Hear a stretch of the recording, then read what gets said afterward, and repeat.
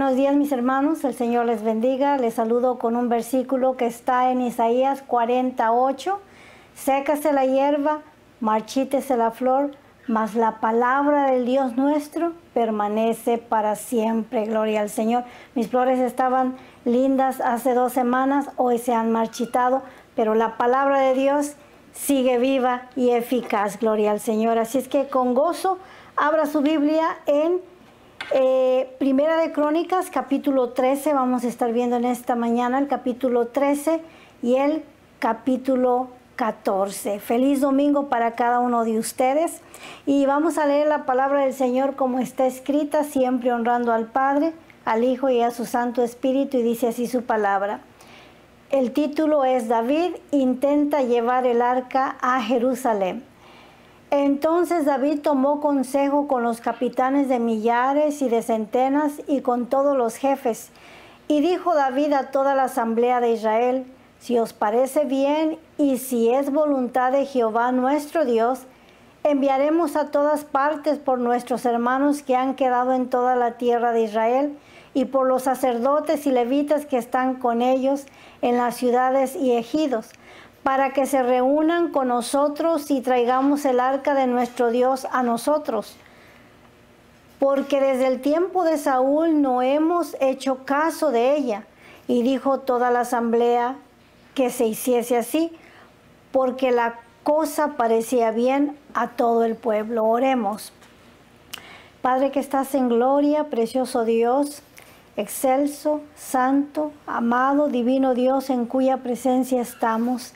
Venimos una vez más, Padre, en esta mañana delante de ti con un corazón completamente agradecido, maravilloso Dios. Declaramos, Padre Santo, que somos deudores, Señor mío y Dios mío, te debemos tantos favores, Señor mío y Dios mío, que hemos recibido de tu mano. Yo te agradezco por la salud, Señor, por la paz que tú has derramado en nuestros corazones, Señor del cielo, por la certeza de tu palabra, maravilloso Dios. Ayúdanos a meditar, Padre bueno, en lo que sabemos y no en lo que no sabemos. Dice tu palabra que las cosas reveladas son para nuestro beneficio y las cosas secretas le pertenecen al Señor, Padre Santo. Ahora pedimos, Señor del cielo, que nos reveles tu palabra, que nos ayudes a navegar por ella una vez más, Señor, que tu Santo Espíritu nos acompañe, nos dirige y nos ayuda. Todo esto lo pedimos en el poderoso y santo nombre de Jesucristo nuestro Señor, y todos decimos amén, gloria al Señor. Ahora David, en este punto de la historia, es proclamado rey sobre toda la nación de Israel. Al principio reinó en Hebrón solamente sobre su tribu, fueron sus hermanos quienes lo aceptaron como líder o como rey, pero ahora se ha unido todo el pueblo para coronarlo rey, para reconocer que el Señor lo había escogido como rey. Ahora su primera actitud como rey es trasladar el arca a Jerusalén. En esto podemos ver un acto espiritual o un deseo espiritual de David de trasladar el arca a la capital o a la ciudad de Israel, con el propósito de volver a ser a Jehová el centro de la nación. Y este es un acto espiritual y un deseo muy grande de parte de David. Ahora, en los días de Saúl, a él no lo vemos usar el arca, gloria al Señor. Hay algunos comentarios donde dicen que los sacerdotes venían también frente del arca para consultar al Señor, pero a Saúl no lo miramos participando o consultando a Dios a través del arca, gloria al Señor, donde su presencia moraba. El Señor estaba dentro del arca, o de ahí salía la presencia de Dios para el testimonio del pueblo, gloria al Señor. Pero David quería tener el arca del pacto en la ciudad para consultar, gloria al Señor, para que el Señor fuera el que guiara de nuevo a la nación. Y él consultó, ¿verdad? Miramos aquí con los capitanes y con los líderes. Dice, entonces David tomó consejo con los capitanes de millares y de centenas y con todos los jefes, y dijo David a toda la asamblea de Israel, si os parece bien y si es la voluntad de Jehová nuestro Dios. Dos cosas importantes, ¿verdad? El liderazgo es importante, pero primeramente, si le parece al Señor. Siempre, ¿verdad? Es importantísimo decir en nuestros planes, si Dios quiere, si el Señor lo permite, como Dios quiera, ¿verdad? Esas palabras siempre deben de estar en nuestros planes, gloria al Señor. Y me quedé en cuál verso. Y dijo David a toda la asamblea, enviaremos a todas partes por nuestros hermanos que han quedado en todas las tierras de Israel y por los sacerdotes y levitas que están con ellos en sus ciudades y ejidos, para que se reúnan con nosotros y traigamos el arca de nuestro Dios a nosotros, porque desde el tiempo de Saúl no hemos hecho caso de ella. Y dijo toda la asamblea que se hiciese así, porque la cosa parecía bien a todo el pueblo.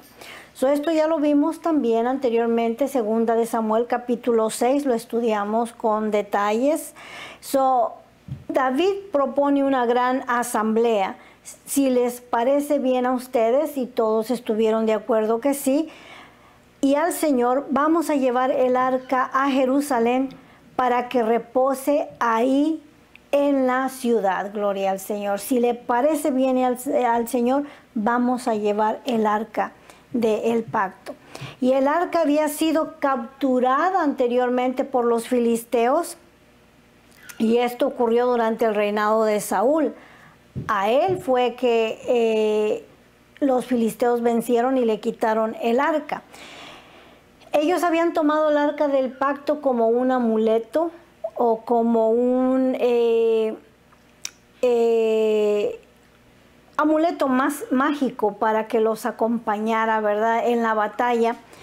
Y esto lo copiaron de las otras naciones que también llevaban sus dioses a la batalla. Ellos, viendo que los otros llevaban sus dioses, ellos quisieron también sacar el arca del pacto en medio de ellos.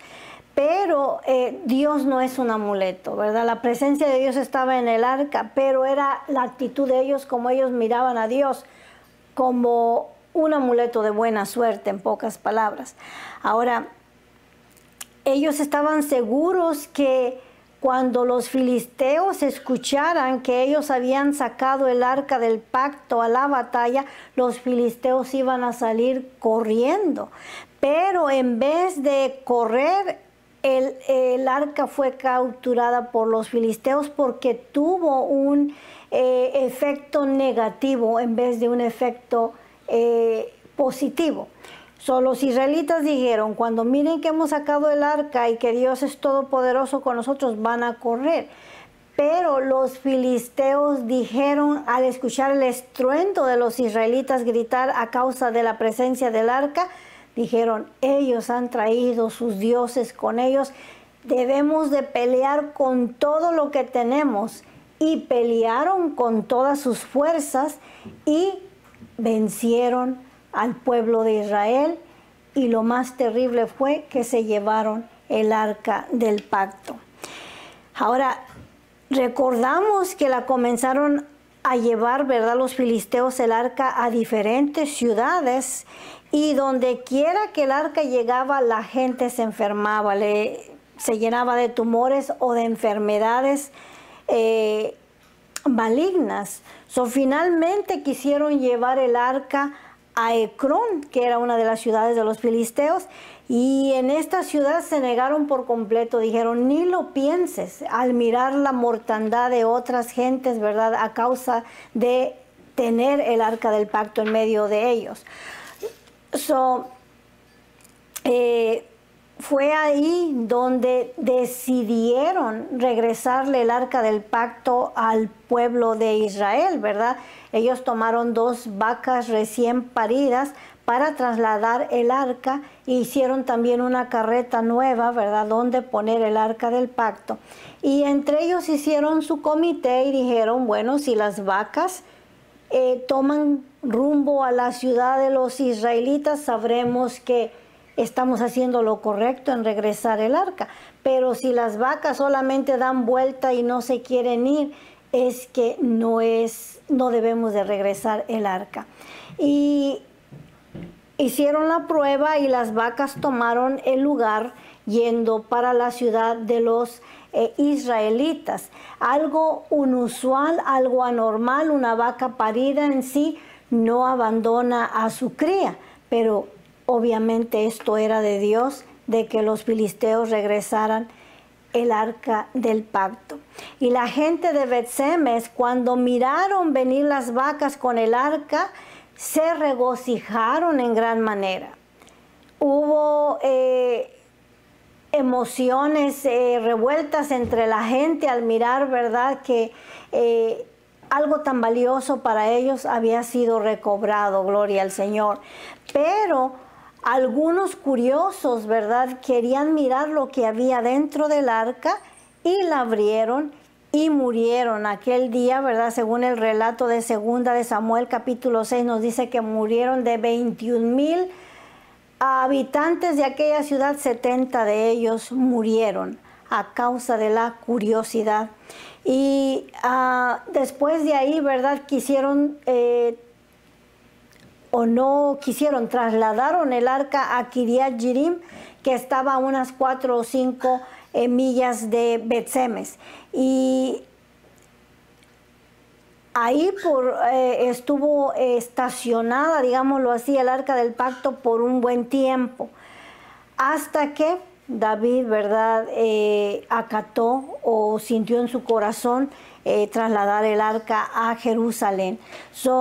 Él estableció sus prioridades espirituales y entre una de ellas era trasladar el arca a Jerusalén. Ahora, el problema fue que David pidió opinión a los capitanes y dijo si Dios lo permite, y Dios lo permitió, pero no consultó de qué manera hacerlo. De hecho, copió el mismo estilo de los filisteos, la misma manera en que ellos la trasladaron, para él trasladar el arca de Dios. Y vamos a mirar que esta experiencia le sirve mucho a David, porque más adelante lo vemos con mucho cuidado consultar a Dios. Cuán importante es consultar a Dios y que Dios sea el primero en todos nuestros planes. Gloria al Señor. Cuando los filisteos enviaron el arca, lo enviaron en una carreta nueva con 2 vacas nuevas. Él dijo en su mente, pues es obvio que de esta manera la podamos nosotros trasladar a Jerusalén, y copió el estilo de ellos. Ahora, en el libro de Éxodo capítulo 25 y en el libro de Números, el Señor da las instrucciones cómo es que el arca debería de ser trasladada de un lugar a otro. No era como lo hicieron los filisteos, era como el Señor quería que el arca fuera trasladada. Gloria al Señor. Ahí están todas las instrucciones. Ahora, sabemos que la manera correcta era que los sacerdotes la llevaran sobre los hombros, no que las vacas la llevaran jalando. Ahora, otra de las reglas era que nadie podía tocar el arca. Por eso se le habían permitido poner anillos para que la vara pasara sobre el medio y los sacerdotes la sostuvieran en sus hombros. Pero le copiaron a los filisteos. Cuán importante, mis hermanos, es no copiarle al mundo también. En pocas palabras podemos aprender de David. Muchas veces nosotros queremos crecer en número en la iglesia. Otras veces queremos crecer en finanzas en la iglesia. Y hay iglesias que contratan gente profesional para que les enseñe y les ayude a hacer crecer la membresía y hacer crecer las finanzas de la iglesia. Y esta gente es profesional, estudia la demografía, ¿verdad? Cuántas casas hay 3 millas a la redonda, cuántas familias viven ahí, cuántos podemos ganarnos supuestamente para Cristo. Pero son gente profesionales que de eso viven, gente secular. Estamos en pocas palabras copiándole al mundo. ¿Por qué? Porque las organizaciones grandes ponen gente que les ayude a crecer en finanzas y a crecer en número. Muchas iglesias copian las estrategias de los filisteos, en pocas palabras, para hacer crecer a la iglesia en número. No podemos, ¿verdad?, copiar como David copió el método de los filisteos. Desagradamos a Dios. Hoy en día la gente quiere hacer crecer la membresía con rifas, con conciertos, con comidas, con juegos, etcétera, etcétera. Y eso es copiar las estrategias del mundo, en pocas palabras. Todas estas son estrategias del mundo y es copiarle a los filisteos, y gracias a Jesús por la gracia, sino también nos pasaba lo que vamos a mirar en 2 versos que le pasa a Usa por no seguir las instrucciones también. Dice el verso 5, entonces David reunió todo Israel desde Sihor de Egipto hasta la entrada de Hamat para que trajesen el arca de Dios de Kiriat Jearim. Y subió David con todo Israel a Baala de Kiriat Jearim, que está en Judá, para pasar de allí el arca de Jehová Dios que mora entre los querubines, sobre lo cual su nombre es invocado. Este era un artefacto grandemente sublime para ellos, gloria al Señor, algo que tenían que tener en grande estima, gloria al Señor. Encima de ellos había 2 serafines tocando sus alas, pero la presencia de Dios estaba dentro del arca. Todo estaba preparado para trasladarla.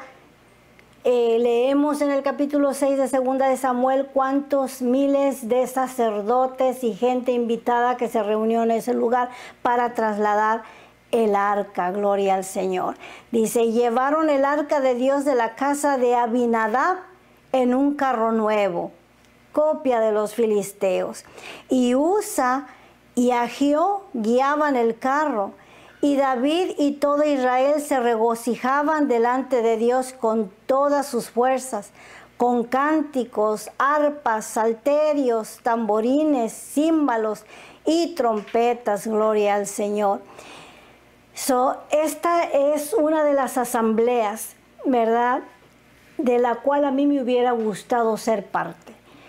Imagínense la gala que había en aquel lugar, la algarabía, el júbilo, el gozo, la gente adorando a Dios de todo su corazón, algunos compungidos. Hoy vamos a llevar el arca del pacto a Jerusalén. Dice, pero cuando llegaron a la era de Kidón, ellos iban viajando unas 15 millas, Usa extendió su mano al arca para sostenerla porque los bueyes tropezaban, y el furor de Jehová se encendió contra Usa y lo hirió porque había extendido su mano al arca, y murió allí delante de todos, gloria al Señor. Recordamos que mientras trasladaba el arca, llegaron al área en la cual había mucho desbalance en el camino. El arca comenzó a saltar adentro de la carreta, pues Usa tuvo temor de que el arca cayera, y fue un reflejo posiblemente. Él se animó a sostenerla tratando de hacer bien, y el Señor le mató, porque no estaba calificado para tocar el arca del pacto. Habían avanzado unas 5 millas, tenían que llevarla 15 millas. Esta asamblea preciosa de momento se convirtió en luto para el pueblo de Israel. Dice, y David tuvo pesar, imagínense, él era el que iba al frente, el que iba el que tenía el deseo de llevar el arca a la casa de Dios. Esta era una prioridad para él. Sin embargo, ahora había una persona muerta a causa de no consultar al manual de cómo trasladar el arca. Dice, pero cuando, dice, y David tuvo pesar porque Jehová había quebrantado a Usa, por lo que llamó a aquel lugar Pérez Usa hasta hoy. Su temor fue de respeto. ¿Cómo podemos morar delante de este Dios santo? Primeramente, David iba a llevar el arca del pacto a su casa, porque aún no había construido el segundo tabernáculo para poner ahí el arca del pacto. Al llegar a la realización de que Usa había sido muerto a causa de la santidad de Dios, ¿verdad?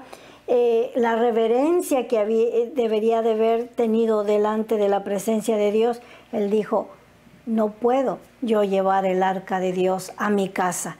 Se quedó pensando mucho de que él había actuado irresponsablemente en llevarse el arca a la ligera, sin leer el manual, ¿verdad? Donde Dios da las instrucciones cómo debía de hacerse. Y David temió a Dios aquel día y dijo, ¿cómo he de traer a mi casa el arca de Dios? Y no trajo David el arca a su casa en la ciudad de David, sino que la llevó a casa de Obed-edom geteo. Este hombre, Obed-edom, era también israelita. Ahí a la persona más cercana de donde se habían quedado, tomó a bien llevar y dejar ahí el arca. Y el arca de Dios estuvo con la familia de Obed-edom en su casa 3 meses. Y bendijo Jehová la casa de Obed-edom y todo lo que tenía. Todo lugar donde le permitimos a Dios entrar, créalo y téngalo por seguro que el Señor lo va a bendecir en gran manera. De hecho, la gente comenzó a sentir celo o admirarse de cómo Obed-edom estaba siendo súper bendecido. Posiblemente sus hijos, sus bestias, sus tierras comenzaron a producir en gran manera a causa de la presencia gloriosa de Dios en su casa.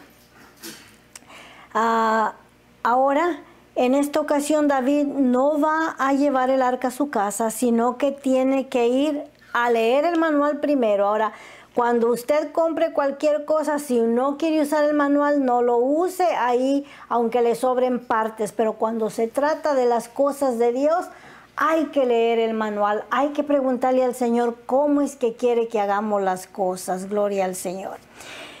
Ahora, Dios desea hacer una obra en medio nuestra. En nuestra iglesia quiere que crezca, que las finanzas crezcan también, pero que hagamos lo que la palabra de Dios dice que hagamos, ¿verdad? Dice que el Señor es el que va añadiendo cada día a los que deben de ser salvos. O no es como el mundo nos enseña que lo hagamos o con nuestras propias estrategias, sino como Dios quiere que lo hagamos. Gloria al Señor. Dejando que su Santo Espíritu sea el que haga la obra. Ahora vamos a ver el capítulo 14 rápidamente. Dice, Hiram envía embajadores a David. Dice, Hiram, rey de Tiro, envió a David embajadores y madera de cedro y albañiles y carpinteros para que le edificaran una casa. Y entendió David que Jehová lo había confirmado como rey sobre Israel y que había exaltado su reino sobre su pueblo Israel. Este Hiram de la ciudad de Tiro, o rey de Tiro, del país de Tiro, era amigo de David. Y cuando escuchó que David había sido proclamado rey sobre toda la nación de Israel, le envió de su gente para que le construyeran la casa real, diciéndole, David, ahora tú eres un rey, tienes que vivir también a la estatura de un rey. Pero al mismo tiempo, cuando Tiro lo reconoció como rey de Israel, él entendió que Dios lo había honrado, que aquella profecía que le dio cuando era un muchacho de 17 años, de 15 años, ahora Dios había cumplido su promesa y lo había hecho rey sobre toda Israel. Y no solamente había honrado a David como rey, sino que había honrado a toda la nación. Gloria al Señor. Dice, entonces David tomó también mujeres. Ahora, lejos de que David fuera perfecto, estamos mirando, el Señor lo puso como rey, la gente lo reconoció de todas partes. Tienes que vivir como un rey. Ahora también nosotros somos hijos de Dios, dice la palabra del Señor, princesas de Dios, príncipes de Dios, y como príncipes y princesas debemos de vivir a esa altura, pero en comportamiento, porque David estaba lejos de ser perfecto. Leemos en el siguiente verso, dice, entonces David tomó también mujeres de Jerusalén y engendró David más hijos e hijas, y estos son los nombres de los que le nacieron en Jerusalén. Y si leemos, son 11 varones y son 2 mujeres que le nacieron ahí en Jerusalén. Quebrantó la ley de Dios, en pocas palabras, yendo a Deuteronomio capítulo 17, verso 17, donde Dios está anticipando que la nación de Israel con el tiempo va a pedir un monarca, va a pedir un rey. El Señor le dijo, cuando ustedes tengan rey en Israel, este no debe de multiplicarse ni de caballos, ni de oro, ni de plata, ni de mujeres. Leemos ahí el verso 17, ni tomará para sí muchas mujeres para que su corazón no se desvíe, ni plata ni oro amontonará para sí en abundancia. Esta fue una falta de David, quebrantó la ley al tomar muchas mujeres como esposas. Esto ya lo miramos en 2 de Samuel capítulo 5, 13 al 16 con detalles, y en Primera de Crónicas también. Ahora David derrota a los filisteos. Vamos a leer rápidamente esta batalla. Dice, oyendo los filisteos que David había sido ungido rey sobre todo Israel, subieron todos los filisteos en busca de David. Los filisteos subieron para dañar y destruir a David, no para felicitarlo. En cuanto ellos escucharon que era rey, ya habían destruido ellos mismos a Saúl, ahora querían destruir a David también. Y cuando David lo oyó, salió contra ellos, no perdió tiempo. Y vinieron los filisteos y se extendieron por el valle de Refaín. Entonces David consultó a Dios diciendo, ¿subiré a los filisteos? Recordamos que anteriormente no consultó, ahora consulta. ¿Los entregarás en mi mano? Y Jehová le dijo, sube, porque yo los entregaré en tus manos. Subieron pues a Baal Peresim, y allí los derrotó David. Dijo luego David, Dios rompió mis enemigos por mi mano, como se rompen las aguas. Por esto llamaron el nombre de aquel lugar Baal Peresim, esto es, el Señor que quebranta. Porque aquí Dios destruyó y quebrantó a los filisteos, que también habían sacado a sus dioses a la batalla. Y dejaron allí sus dioses, y David dijo, quémenlo. Algo importante acerca de David, en toda su vida, en toda su carrera como rey, no lo miramos inclinarse a la idolatría. Era totalmente en contra de la idolatría. Quemen sus ídolos, desháganse de ellos, dijo David, gloria al Señor.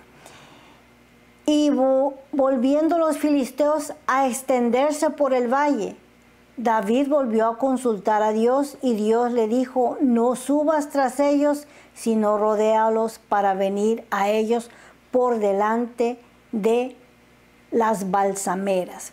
Las balsameras eran un tipo de arbustos o árboles en los cuales ellos se escondían. Los filisteos seguían tercos en retarlos, ya les habían dado una paliza, ya los habían vencido, pero se reagruparon y regresaron de nuevo para enfrentarse con ellos. Ahora, David hubiera podido decir, esta es una situación similar, ya los vencimos con mucha facilidad anteriormente, ¿para qué consultar a Dios?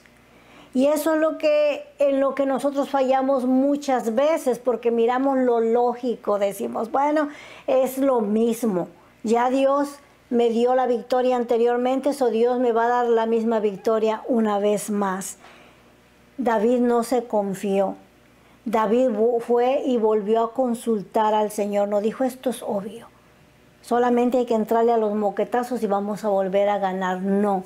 Fue a la presencia del Señor y le dijo, ¿cómo le hago? Y el Señor le dijo, esta vez rodéale y llégale por el otro lado, cerquita de donde están estas balsameras, estos arbustos. Y cuando escuche los pasos, ¿verdad? Este es Dios caminando y diciendo, este es el momento para entrar en la batalla, entonces te levantarás contra tus enemigos. Cuán importante es orar en toda circunstancia, por más fácil que nos parezca. Muchas veces queremos hacer un patrón de cómo Dios funciona en cada circunstancia, y Dios tiene miles de maneras de obrar, gloria al Señor. Dice, y así que oigas venir un estruendo por las copas de las balsameras, sal luego a la batalla, porque Dios saldrá delante de ti y herirá al ejército de los filisteos. Cuando escuches pasos, es que ya el Señor está en batalla por ti, gloria al Señor. Hizo pues David como Dios le mandó, y derrotaron al ejército de los filisteos desde Gabaón hasta Gezer, y la fama de David fue divulgada por toda aquella tierra, y Jehová puso el temor de David sobre todas las naciones. Gloria al Señor. La fama de David va creciendo. ¿Por qué? Porque está honrando el nombre de Dios, porque siempre está poniendo el nombre de Dios en alto, porque en toda situación y circunstancia le pide la dirección al Señor. Así es que en el próximo capítulo David regresará de nuevo. Hay un segundo intento para trasladar el arca a Jerusalén. No se lo pierda. Vamos a orar para ser despedidos. Padre que estás en gloria, maravilloso Dios, agradecemos tu bondad. Tú eres el hacedor de maravillas, Señor, el terrible en santidad, el primero y el postrero, Señor amado. No hay nadie que se iguale a ti. Por eso estamos aquí declarando tu poderío y tu grandeza, pidiendo tu protección, pidiendo tu ayuda, Señor amado, pidiendo que pongas guarda en nuestra mente, Señor del cielo, que no permitas que ningún mal pensamiento torture, Señor amado, nuestra vida, Padre Santo. Mira a aquel que está deprimido, aquel que está ansioso, Señor del cielo, aquel que está enfermo, al que está necesitado, Padre, al que ha perdido su paz, Señor. Permite que tu Santo Espíritu le acompañe, Señor del cielo. Padre, bendice al que está necesitado, Señor. Envía tu ángel para que le provea para sus necesidades. Al que está enlutado, Señor, pon el óleo de tu Santo Espíritu para que sienta paz en medio de su luto, Padre bueno. Camina con nosotros esta semana, Señor. Bendice, por favor, nuestra salida y nuestra entrada desde ahora y para siempre. Todo esto lo pedimos en el poderoso y santo nombre de Jesucristo nuestro Señor. Hermanos, que el Señor les bendiga y les regale otra excelente semana.